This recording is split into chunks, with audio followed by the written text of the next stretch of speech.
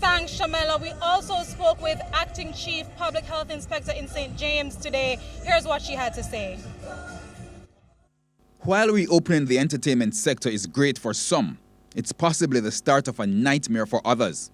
Yes, we are very concerned with the reopening of the entertainment industry in terms of public health. For Acting Chief Public Health Inspector in St. James, Sherika Lewis, it just cannot be back to pre-COVID operations, especially among parties and club operators. Operators and promoters of these events should ensure that they continue to comply with minimum acceptable requirements.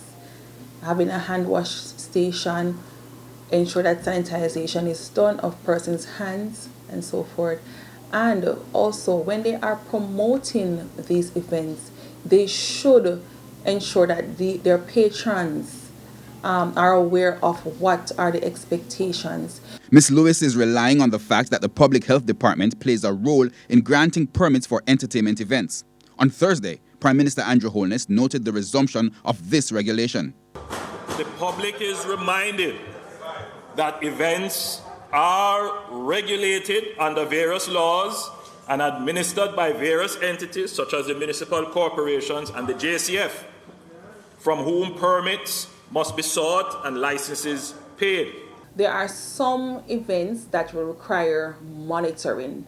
That is, on the day of the event, we will have to be there to ensure that our recommendations are in place. And I'm sure the other agencies too will have various aspects of monitoring to ensure that all the stakeholders, all our requirements are adhered to. Ms. Lewis also warns that some events, such as pool parties and dances, are naturally more prone to the spread of viruses because of the close contact among patrons.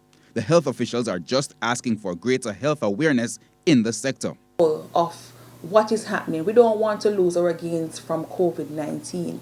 We don't want to allow the public health systems to be burdened at this time with there may be an increase or a fifth wave in COVID-19. So let us be responsible. Herman Green, TVJ News.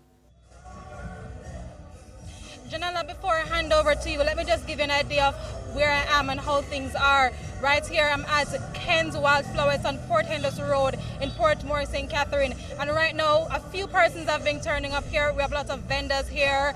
We have a lot of shops, bars. I'm actually going to speak with the owner of Ken's Wildflower, Lester Crooks, who has been looking forward to today. Mr. Crooks, what are you looking forward to the most this evening, and how things have been?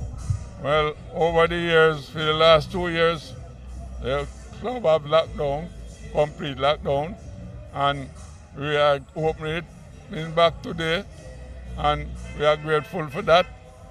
And as you see, me have a stick, so me catch COVID, and although I don't recover from it yet, right? And we try to work with the protocol, what the government said, and we work along with it. If you look there, we have the sign there, and we have all whatever, you know.